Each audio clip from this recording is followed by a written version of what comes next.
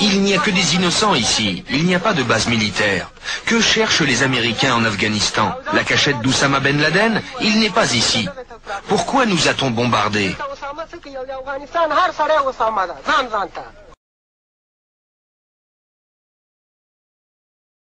Environ 200 personnes ici sont mortes. L'Amérique nous demande de livrer Ben Laden, mais vous savez, en Afghanistan, nous sommes tous Oussama Ben Laden. Les pillages se multiplient comme dans ce dépôt de farine et de sucre. Il faut les empêcher de prendre la nourriture.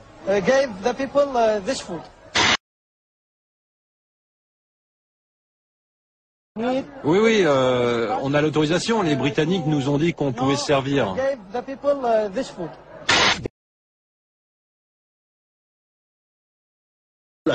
Aujourd'hui, pour séduire les jeunes, l'armée a une nouvelle arme de propagande, un jeu vidéo. Le joueur se glisse dans la peau virtuelle d'un soldat américain. Ce jeu a coûté 7 millions de dollars à l'état-major, mais il est offert gratuitement sur le site internet de l'armée. J'ai envie de jouer quand je regarde le journal de TF1 le soir et que je vois la guerre. Je vois la guerre en Irak. Et sincèrement, j'aime beaucoup les États-Unis, j'ai très envie de les aider quand je les vois comme ça.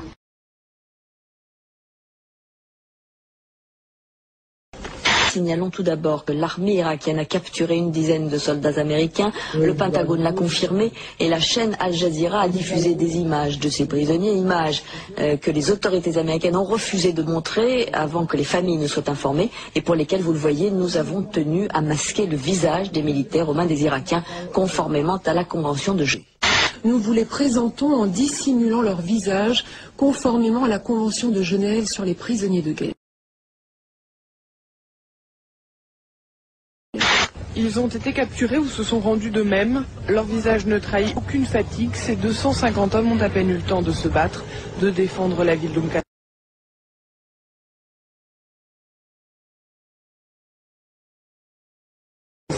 Nous venons de recevoir les images de cette première attaque terroriste contre les forces américaines au Koweït.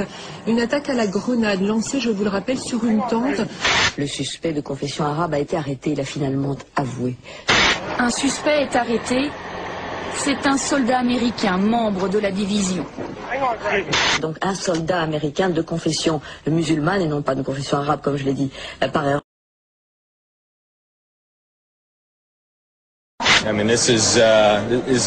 C'est presque comme une action de jeu. On fait beaucoup de comparaisons avec le football. Saddam Hussein peut bien espérer disputer un nouveau round de fausses concessions, de fausses transparences. Pas de doute, il va vouloir jouer une prolongation. Mais la partie est finie. Cette fois-ci, le conflit se déroule pratiquement en direct, à la manière, si je puis me permettre, d'un match de football. On en a tué pas mal près du pont, à Bassora. On a eu notre part, on a été bien servis. Merci Bill. Laissons les Français siroter leur vin pendant qu'on fait le boulot de nettoyage. Après ça, il ne faut pas qu'ils se demandent pourquoi on les déteste autant. Le Daily Mail, lui, traite Jacques Chirac de Pimp of Paris, le maquereau de Paris. Les Français ont perdu la Deuxième Guerre mondiale en à peu près 20 minutes. Si les Américains ont le droit d'être contre la guerre en Irak, pas les Français. C'est à nous qu'ils doivent cette indépendance avec laquelle ils nous narguent à l'ONU. Les Français sont, 53% avec nous, c'est bon, mais 33% avec l'Irak. Mais c'est incompréhensible, c'est terrible. Si on peut faire ne serait-ce qu'une toute petite chose, une chose spéciale, comme ne pas acheter du vin français ou allemand, parce qu'ils ne nous soutiennent pas, si on peut faire ça, ce serait une manière de dire à nos gars, on est derrière vous à 100%.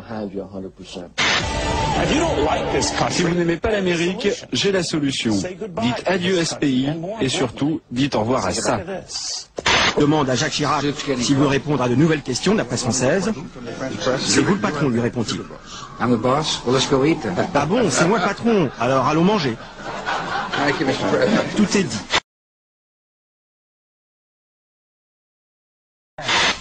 La guerre sans images, a-t-on dit pour parler des frappes américaines en Afghanistan. Pourtant, mercredi, dans son journal de la nuit, France 2 nous montre enfin à quoi ressemblent les combats. Voici les premières images de combat entre l'Alliance du Nord et les talibans sur le front nord-est de l'Afghanistan.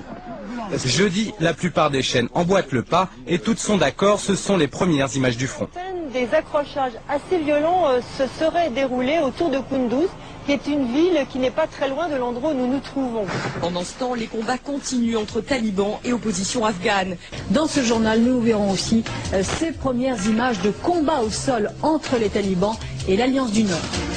Premières images d'une offensive de l'Alliance du Nord. Ces scènes de combat, filmées hier par une télévision libanaise, sont les premières images des affrontements qui opposent l'opposition afghane aux talibans. Seulement voilà, ces images n'ont pas été tournées cette semaine.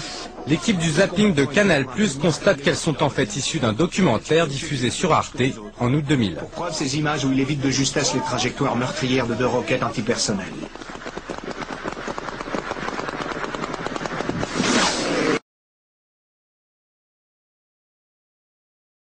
Tony Blair a rendu public il y a quelques jours un rapport apparemment accablant sur les armes de destruction massive détenues par l'Irak.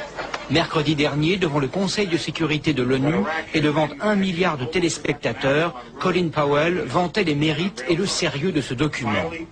Quelques heures plus tard, le scandale éclate lorsque la presse révèle que ce fameux rapport est un vulgaire plagiat, la photocopie avec faute de frappe d'origine d'une thèse rédigée par un étudiant californien. Les chiffres cités datent de 1991 et n'ont plus aucun rapport avec la réalité actuelle.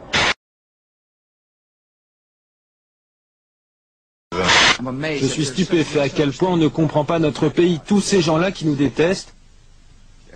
Je n'arrive pas à y croire, car je sais à quel point nous sommes bons. La preuve ? Je demande à chaque enfant vivant aux États-Unis de gagner, de donner $1 qui sera utilisé pour nourrir et soigner les enfants d'Afghanistan.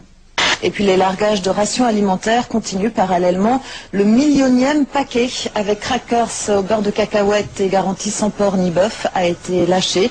Vous voyez, un cérémonial était organisé pour l'occasion sur une base américaine en Allemagne.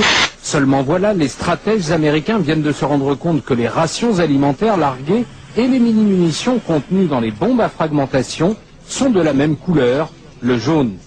Environ 10% d'entre elles touchent le sol sans exploser, présentant comme les mines un danger pour les populations civiles.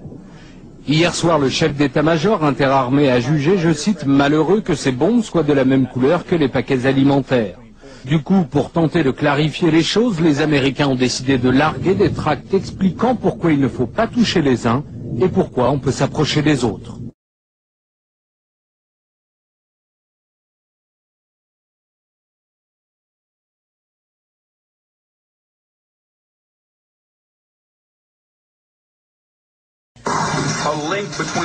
Regardez bien en bas de l'écran. Fox News donne chaque jour le taux de risque d'attentat comme nous donnons le risque de pollution. Aujourd'hui, niveau 3, risque élevé. Au milieu du chaos, discrètement, un seul ministère reste debout, celui du pétrole. Depuis la chute de Bagdad, c'est le seul bâtiment public à être protégé par une armada de chars américains. Les États-Unis qui préparent déjà la reconstruction, l'armée américaine a attribué un contrat très important au groupe Halliburton, qui avait été dirigé par Dick Cheney, l'actuel vice-président.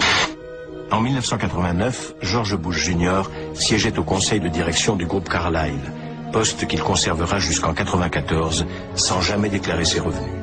Cette gigantesque entreprise travaille surtout avec le secteur de la défense, missiles, avions, chars, 16 milliards de dollars d'actifs. George Bush père est toujours un des piliers de Carlyle. Le conseil d'administration est constitué d'un réseau d'hommes de pouvoir de premier plan capables d'influer sur tous les décideurs politiques. Chacun des partenaires détient un capital de 200 millions de dollars.